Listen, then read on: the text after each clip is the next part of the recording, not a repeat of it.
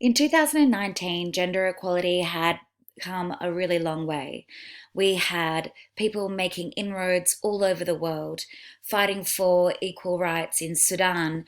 We had Greta Thunberg showing, the biggest men in the world, including Donald Trump, what kind of young woman she was and standing up for all people. However, sometimes we don't always associate Taylor Swift with feminism or gender equality. Taylor Swift's name has often been known she just writes songs about boys. She only writes songs about her exes. And you can see here, even massive companies like Burger King were making fun of her love life, her relationships, and even going on talk shows where they would make fun of her. It got to a point where there was a hashtag on Twitter called Taylor Swift is over that trended for a lot of 2015 and 16 when people were just sick and tired of her. Good morning.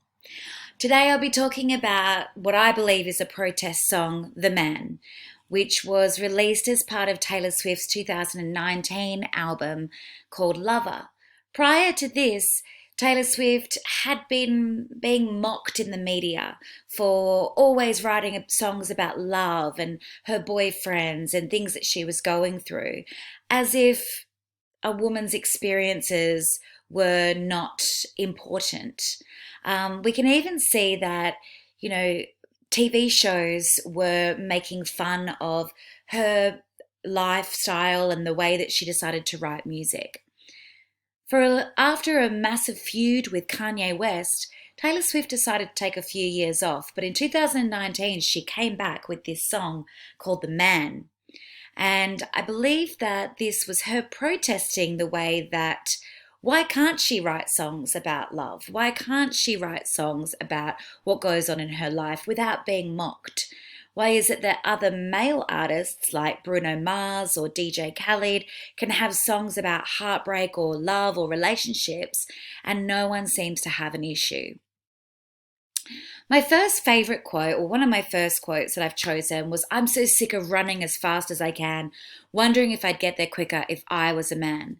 The metaphor and simile and visual imagery here really creates this pace, as if she's really trying hard to get somewhere really fast. And I start to imagine, like this GIF here, lots of people moving around her. I feel like that the word if I was a man, that connotative diction, is Taylor Swift thinking about what would my life look like if I was a boy? Would I have had all these people commenting on my life if I was a man? My second quote is if I was out flashing my dollars, I'd be a bee, not a baller. I like this metaphor of flashing because it makes me think of someone showing off. And I think that we've become very comfortable with men showing off their money and doing what they want. And it's okay for men to do that. But if a girl does it, she is sometimes called different names. And there are double standards. I feel like the alliteration here with the B and the B of baller makes Taylor Swift sound as though she's angry about this double standard. My third quote is I'd be just like Leo in Saint Tropez, which makes me immediately think of Leonardo DiCaprio and also the visual imagery of this place, Saint Tropez. I don't exactly know what it looks like, but it makes me think of like this beautiful tropical location and fits in with that idea of showing off and being able to do what you want, basically, because you're powerful and no one cares what you do. I think that she is trying to target young girls. Her audience are usually young women like myself. I'm still young, who might be experiencing the same kind of judgment, the way that she lives her life, what she looks like, who she loves, who she goes out with, whether she's the right weight. And she's trying to say, you know what, it doesn't matter. We are all human and we should just have the same rights. I think this message in her song is about double standards, how it still exists in our world, and people see men and women differently when at the end of the day, we are all human and we should just have the right to do what we want to do.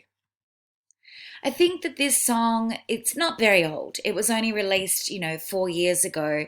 But think that unfortunately, gender equality has stalled a little bit.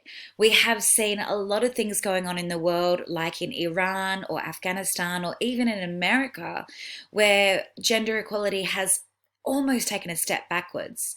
You can even see that in 2021, men and women voted in this massive survey about whether there was equality in Australian society, and most men and women disagreed.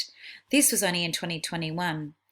So we still have a lot of work to do, but I think it's really amazing to see artists like Taylor, who is a very privileged, white, wealthy young woman, standing up for this kind of topic and saying, we can use our voices as men and women to support the plight of women everywhere.